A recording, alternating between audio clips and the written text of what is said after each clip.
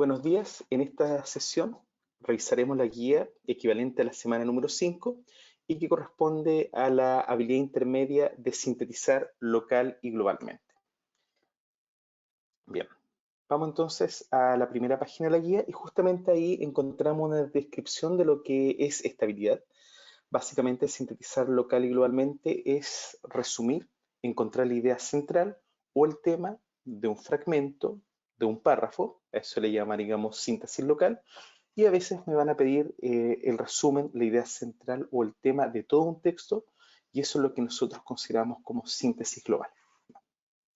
Les comento que de todas las habilidades intermedias, analizar, sintetizar, inferir y sintetizar local y globalmente, esta es la habilidad que quizás más cuesta desarrollar, ya que no es lo mismo realizar una síntesis en un texto expositivo que en un texto argumentativo o en un texto literal, ¿ya? Así que es una habilidad que les vamos a dedicar esta clase, pero además les vamos a dedicar otras clases en el transcurso del año para desarrollarla como corresponde. ¿Por qué esta habilidad llamada sintetizar local y globalmente cuesta, digamos, desarrollarla? Sobre todo por esto que tenemos acá, y es que es una habilidad que requiere 4 o 5 pasos para ser resuelta. Y si nos damos cuenta, en el primer paso hay un paréntesis bastante particular porque dice releer el texto con atención. Les cuento que esta habilidad de sintetizar es una habilidad que viene desde la prueba de aptitud académica. Y en la prueba de aptitud académica, esta habilidad siempre se pensó para que el postulante leyera el texto 2 veces y realizara la síntesis del texto o de algún párrafo. Ahora, para quienes ya han hecho ensayos o para quienes ya han hecho la PSU oficial, la antigua PSU oficial, como es el caso de los egresados, se dan cuenta que el tiempo es bastante escaso y esta habilidad que siempre fue pensada para releer el texto, ahora la vamos a tener que tratar de ejecutar a la primera lectura. O sea, hay que leer el texto con atención y tratar de resumir en una primera lectura. Posteriormente, tenemos los pasos 2 y 3 que están bastante relacionados entre sí. Fíjense que el paso número 2 consiste en subrayar o destacar las ideas fundamentales, mientras que el paso número 3 consiste en descartar las ideas secundarias o irrelevantes. Eso es muy importante porque en la antigua PSU y en la actual prueba de competencias lectoras no existe una pregunta por las ideas secundarias. O sea, en este proceso yo siempre destaco, subrayo las ideas principales y descarto las ideas secundarias porque ellas constituyen los distractores para las eventuales preguntas. El paso número 4 es un paso que muchos lo enseñan como un paso opcional y tiene relación con lo siguiente. El paso número 4 dice intentar redactar con tus propias palabras el texto. Supone que uno, cuando lee el texto, va haciendo anotaciones al lado o incluso a nivel mental. Es una especie de reestructuración del texto que muchos lo enseñan como estrategia y que vamos a hablar de ello con el paso de las clases. Y hay un quinto paso que es justamente comparar la coherencia entre el texto original y la síntesis. Esto lo voy a explicar a través del siguiente ejemplo. Supongamos que tenemos un texto de 5 párrafos y en los 5 párrafos aparece la palabra ciencia.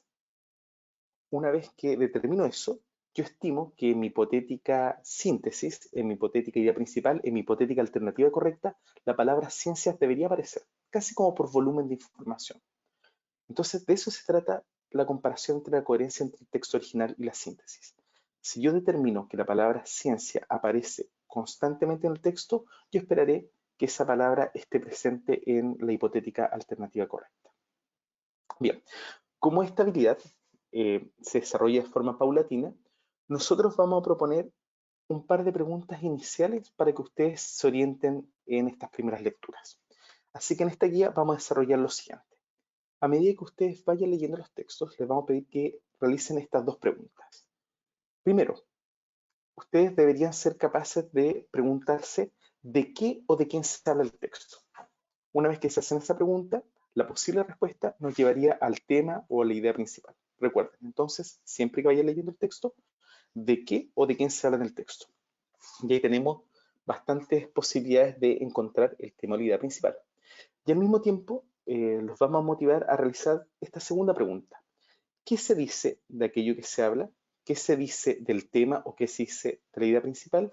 Y esa pregunta nos podría llevar a todas las ideas secundarias que nosotros tenemos que descartar de nuestra lectura. ¿Ya? Entonces, estas dos van a ser nuestras preguntas orientadoras. ¿De qué o de quién se habla en el texto? Que nos podría dar el tema o la idea principal. Y también nos vamos a hacer esta segunda pregunta. ¿Qué se dice de aquello que se habla? Y esa pregunta me llevaría a descartar el grupo de ideas secundarias. Bien. Una vez que avanzamos en la guía, nos encontramos con dos ejemplos bastante particulares y que están extraídos de textos expositivos. Vamos a ver un primer ejemplo en donde se nos habla de los gnomos, ¿no es cierto? Y se nos dan una serie de características. Ustedes van a tener tiempo para leer ese caso. Y el ejemplo número 2 nos va a hablar del descubrimiento de un mini planeta. Ahora, estos dos ejemplos están acá para que ustedes justamente apliquen estas preguntas orientadoras. Entonces, al leer el ejemplo número 1, nos hacemos la pregunta ¿de qué o de quién se habla en el texto? Y justamente la respuesta sería los gnomos, que vendría siendo, en este caso, el tema. ¿Y cuáles serían las ideas secundarias? Recuerden esa pregunta. ¿Qué se dice de aquello que se habla? ¿Qué se dice los gnomos en este caso? Y en esta oportunidad, todo lo que tenga relación con las medidas de los gnomos, el hábitat de los gnomos o que han sido fuente de inspiración para relatos infantiles, vendrían siendo nuestras ideas secundarias que nosotros vamos a descartar. ¿Mm? Lo mismo ocurre con el ejemplo número 2, como le había anticipado, la idea principal, si yo me hago la pregunta ¿de qué se habla en el texto? Es justamente del descubrimiento de un mini planeta. Ahora, si yo me hago la segunda pregunta, ¿qué se dice del mini planeta? ¿Qué se dice de aquello que se habla? Justamente voy a encontrar las ideas secundarias, todo lo que tiene relación con el diámetro, con el nombre que se le dio, con el fulgor, etcétera, son ideas secundarias que yo debería descartar. ¿Mm? Ahora, avanzando en la guía, les debería llamar la atención este signo de exclamación, bien importante, porque a lo mejor alguien se percató de lo siguiente. A ver, al momento de leer el ejemplo de los gnomos, o al momento que ustedes ya con tiempo, con su guía, lean el ejemplo del mini planeta, se darán cuenta que la idea principal estaba justamente en las primeras líneas y era bastante sencilla de terminar. La pregunta es la siguiente, ¿esto siempre ocurre? Y la respuesta es no. Eh, Tal como lo dije al comienzo de la clase, no es lo mismo encontrar la idea principal o el tema en un texto expositivo que en un texto argumentativo o en un texto literario. ¿Ya? Entonces, justamente este signo de exclamación hace alusión a eso. Siempre es más sencillo encontrar la idea principal o el tema en un texto expositivo porque suele estar en el primer párrafo o incluso en la primera línea del primer párrafo. Recordando que la estructura del texto expositivo es la siguiente, ¿no es cierto? Introducción, desarrollo, conclusión. Lamentablemente esto no siempre ocurre en los textos argumentativos o los textos literarios, en donde incluso en un texto argumentativo podríamos encontrar la idea principal o la tesis en el último párrafo. ¿Ya? Así que esta estrategia está muy pensada para esta primera guía. Nosotros en esta primera guía vamos a trabajar mucho con texto expositivo y ya con el paso de las clases vamos a empezar a implementar lo que es la idea principal o el tema en textos argumentativos o en textos literarios, en donde nos va a costar un poco más encontrar la idea principal o el tema. Eso para que lo tengan en cuenta porque es muy importante. Bien, vamos a cómo reconocer esta habilidad. Recuerden que nosotros para cada habilidad tenemos algunas fórmulas. Por ejemplo, en la clase de la semana pasada, que fue la clase de inferencia, nosotros vimos las fórmulas en donde el DEMRE nos pedía inferir, ¿no es cierto? Siempre que la pregunta dijera deducir, por supuesto, inferir, concluir y desprender, nosotros teníamos que realizar justamente esta operación de inferencia. Ahora, para la habilidad de sintetizar local y globalmente, tenemos las siguientes fórmulas. Si ustedes se dan cuenta, las primeras son bien habituales, que justamente cuando les preguntan por la idea principal o el tema. Hay una pregunta que suele asustar mucho a los alumnos, sobre todo cuando hacen ensayos, y es la pregunta del título. ¿Cuál es el mejor título para el texto? Si ustedes se dan cuenta, la pregunta por el título u otro título para el texto, porque a veces hay textos que tienen títulos bastante breves y nos piden otro título para ese texto, también entra en el rango de sintetizar local y globalmente. Yo les daría como consejo perder el miedo a la pregunta del título, ya que lo que hace muchas veces el DEMRE es tomar una idea principal y ponerla entre comillas. Les doy el siguiente caso. Los ejemplos que vimos anteriormente, el de los gnomos y el descubrimiento de un mini planeta, si hubiesen aparecido entrecomillados, perfectamente podrían haber sido títulos. Y finalmente tenemos estas dos fórmulas que una vez se pasa por alto, pero la verdad es que también constituyen preguntas de síntesis. Siempre que en alguna pregunta encuentre la palabra principal o principalmente, y también fundamental o fundamentalmente, sé que tengo que ejecutar esta habilidad de sintetizar. Bien. Avanzando en la guía, ustedes tienen el primer ejemplo de cómo aplicar estas técnicas de síntesis a un texto que nosotros ya revisamos la semana pasada, que es el texto de Férula. ¿Recuerdan ese texto en donde nosotros hicimos una inferencia, en donde ella se había ido sin avisar porque nadie pudo presagiar su llegada? Bien, este ejemplo fue sacado de una antigua prueba de selección universitaria oficial y justamente este fragmento no solamente tenía una pregunta de inferencia, sino que también tenía una pregunta de tema o de idea principal. Entonces la idea es que ustedes en este momento pausen el video, tengan el tiempo para leer el texto número 1 y para tratar de aplicar esta técnica que acabamos de ver. ¿Ya? Preguntarme de qué o de quién sale en el texto para tratar de llegar al tema y también realizarme la pregunta qué se dice del tema, qué se dice de aquello que se habla para descartar la idea secundaria. Entonces, en este momento hay que pausar el video. Ustedes tienen tiempo para leer el texto, para resolver las preguntas y al regreso entonces vemos la alternativa correcta y también les hablo de cuál sería el distractor más fuerte. Bien, a ver, tras la pausa entonces, ustedes se habrán percatado que lo que tenemos en la página número 5, que la alternativa correcta para esta pregunta, que fue parte de una prueba oficial, es la alternativa C. De hecho, si yo me realizo la pregunta de quién sale en el texto, claramente se habla de Férula o de una mujer. Y justamente se habla de su regreso o de su retorno. Voy a descartar lo que serían los distractores más débiles, porque aquí hay una alternativa que compite mucho con la clave y que es la alternativa A. Si alguno de ustedes marcó la alternativa A o creyó que la alternativa A era la correcta, no es para nada descabellado, porque de hecho en la PSU de ese año, que fue, me parece que la PSU del año 2009-2010, la alternativa A fue más marcada que la C, lo que quiere decir que es un distractor bastante potente y que además nos estamos acercando a poco a las habilidades avanzadas, en donde ya los distractores compiten mucho entre sí. Si nosotros hacemos una lectura y aplicamos esta técnica de quién se habla en el texto, llegamos a la conclusión de que se habla de férula. Ahora, todo lo que se dice es férula, ¿ya? El tema de la familia o el asombro de la familia, que estaría en las alternativas barco y D, son ideas secundarias que yo debería descartar, ¿ya? Lo mismo que ocurre con la E, ya me parece que en la alternativa E funciona muy bien esta técnica. Yo me hice la pregunta de quién se habla en el texto, se habla de férula. Y una de las cosas que se dice férula, justamente en las últimas líneas, es que ella volvió más envejecida, pero claramente eso es una idea secundaria. Bien, partiendo de la premisa de que la alternativa correcta es la C, vamos a pasar a descartar la alternativa A, que es lejos la más compleja de descartar y es la que compite mucho con la clave. Porque acá ocurre un fenómeno. Si yo me realizo la pregunta de qué se habla en el texto, perfectamente puedo decir que se habla de una visita o un regreso. ¿Qué es lo que descarta la alternativa A? Es justamente la palabra inoportuna. Les cuento el siguiente detalle. Si la alternativa A hubiese dicho una visita inesperada, tengo dos alternativas correctas, no la podría descartar. Sin embargo, inoportuna no tiene la misma connotación que la palabra inesperada y es justamente lo que viene en este análisis de la pregunta, ¿ya? Algo inoportuno es algo inapropiado, algo inesperado, llegó justo en un mal momento, lo cual no está en este fragmento de la narración, ¿ya? Así que acá reforzamos nuevamente algo que ya veníamos viendo desde la guía de inferencia y es que hay que usar muy bien el vocabulario. Repito, si la alternativa A hubiese dicho una visita inesperada, hubiese sido una alternativa correcta, tan correcta como la C. Sin embargo, al decir inoportuna, claramente ahí tenemos un distractor, tenemos una diferencia en el léxico y eso nos lleva a descartar la alternativa A. Bien, vamos a ver esto que me interesa revisar junto con ustedes en el video. Después vamos a revisar un par de tips y terminaríamos con esta sesión. Si ustedes se han percatado, en el caso de los gnomos, en el caso del descubrimiento del mini planeta o lo que acabamos de ver, que es el caso de Férula, hemos trabajado hasta el momento solamente con un fragmento o un párrafo. Pero ¿qué ocurre con la pregunta que abarca varios párrafos? ¿Qué ocurre cuando me piden la síntesis global de algo?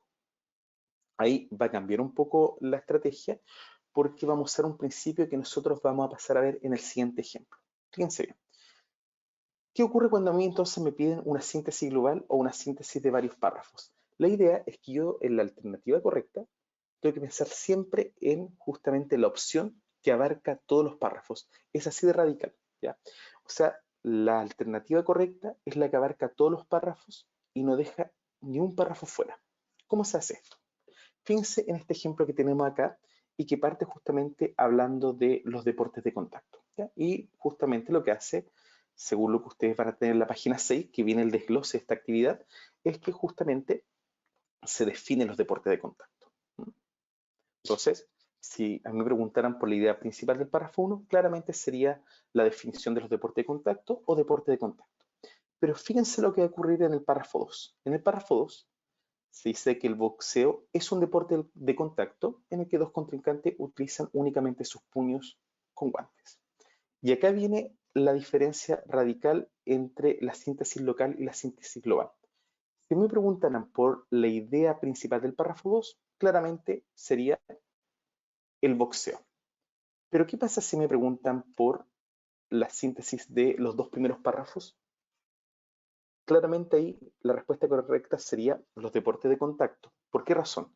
Porque los deportes de contacto están presentes en el primer párrafo, mientras que en el segundo el boxeo se presenta como un ejemplo de deporte de contacto. Entonces mantengo esta coherencia o este hilo temático. Al revés, ¿por qué el boxeo no sería una buena alternativa para los párrafos 1 y 2? Porque justamente el boxeo no aparece en el párrafo 1. Y es así de radical cuando me piden la síntesis de un texto completo.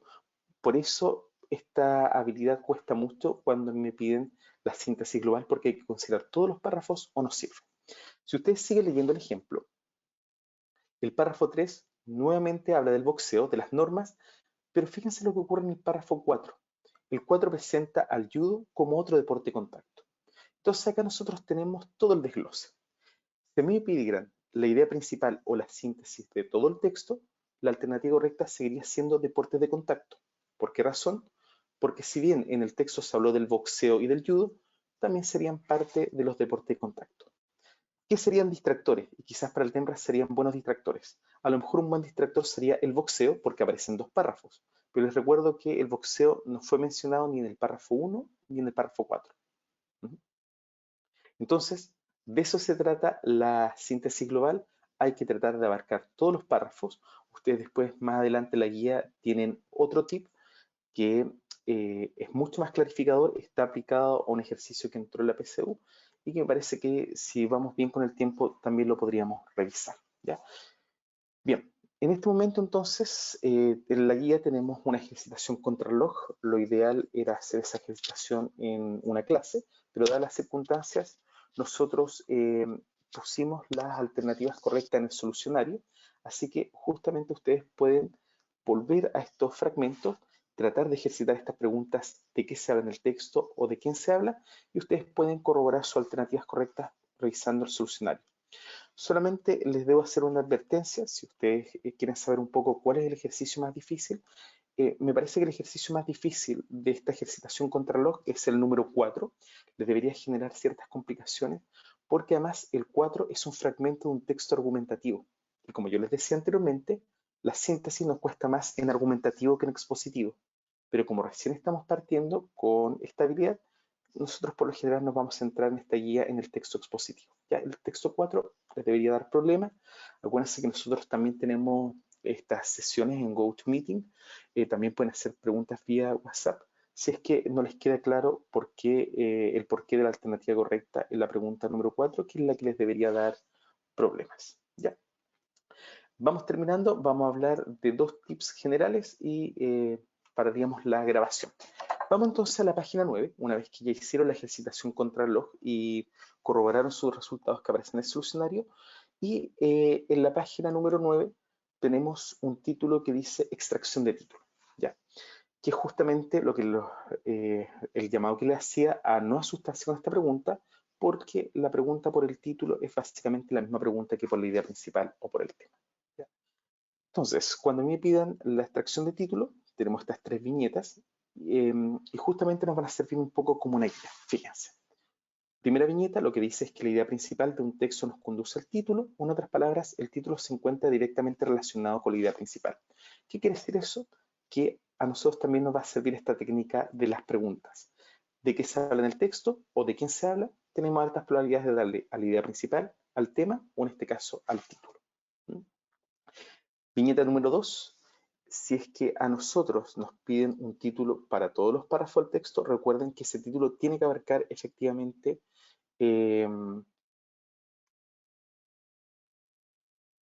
todos los párrafos, ¿ya? No puede quedar un párrafo fuera y eso también viene como tip y es lo que acabamos de hacer con el ejercicio de los deportes de contacto.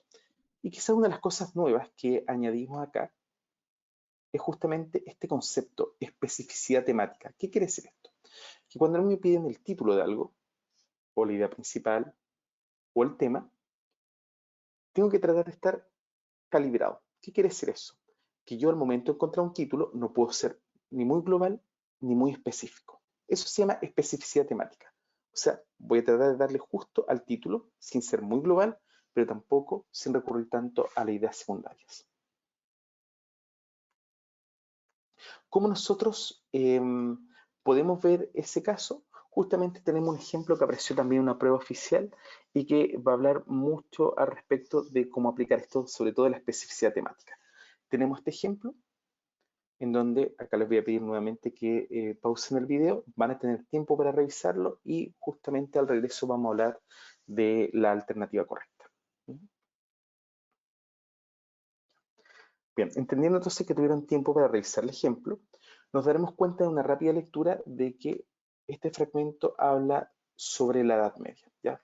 Parte hablando de la Edad Media, termina hablando de la Edad Media, y yo justamente me puedo hacer la pregunta de qué se habla en el texto de la Edad Media. Eso nos llevaría a descartar justamente dos alternativas, que en este caso es la alternativa C.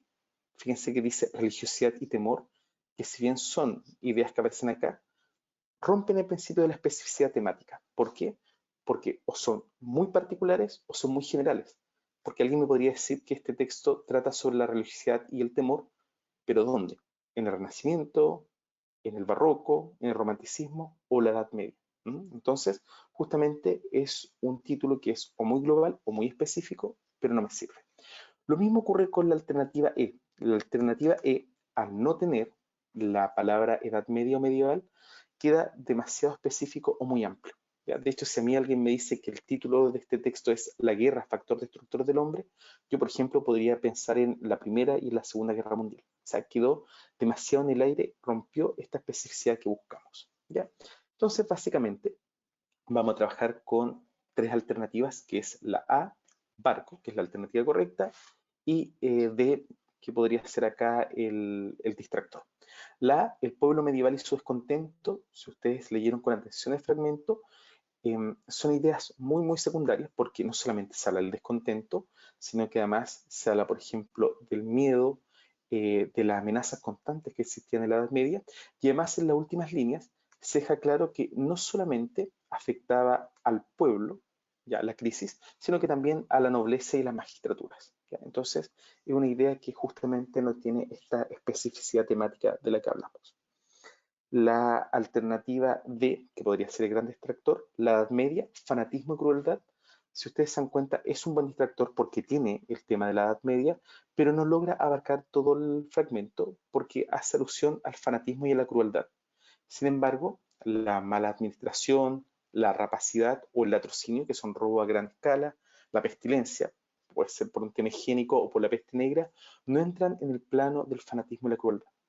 Por ende, la única alternativa que logra absorber a todas las otras o logra absorber todas las ideas secundarias es justamente la alternativa barco. La Edad Media, un periodo crítico, que es una marca textual que tenemos acá en la segunda línea. Se habla de las formas críticas de la Edad Media, pero además nosotros podemos tomar todas estas ideas secundarias e introducirlas dentro de las formas críticas. ¿Por qué la Edad Media es un periodo de crisis? Porque hay mala administración, porque hay rapacidad, porque hay temor a las brujas, porque hay un sentimiento de descontento, etc. Y justamente eso es lo que nosotros vamos a tratar de hacer en los ejercicios que ustedes van a revisar en sus casas. ¿Ya? Finalmente, la guía termina con 2 tips que me interesaría más que yo se lo explique, que ustedes lo pudieran revisar. Y sobre todo me voy a quedar con el tip que aparece en la página número 11, en donde ahí tenemos un ejercicio muy actualizado de PSU y en donde me van a pedir la síntesis de un texto de 3 párrafos y se van a dar cuenta lo extremo que es esto de encontrarle la síntesis global a un texto completo, ya que basta con que alguna idea desaparezca de un párrafo para que no tenga validez como alternativa correcta, ¿ya? Se van a dar cuenta al momento de leer las alternativas que podrían haber 3 distractores muy buenos, pero justamente esos distractores desaparecen en algún párrafo y las descartan como alternativa correcta, ¿ya? Entonces dejamos este video hasta aquí con el compromiso de que nosotros vamos a seguir viendo la habilidad de sintetizar local y globalmente en próximas guías, sobre todo cuando veamos texto argumentativo, cuando en algún momento veamos los temas de la literatura contemporánea, y ahí nos vamos a encargar justamente de seguir desarrollando esta habilidad. Éxito a todos y nos vemos entonces en la próxima sesión. Muchas gracias.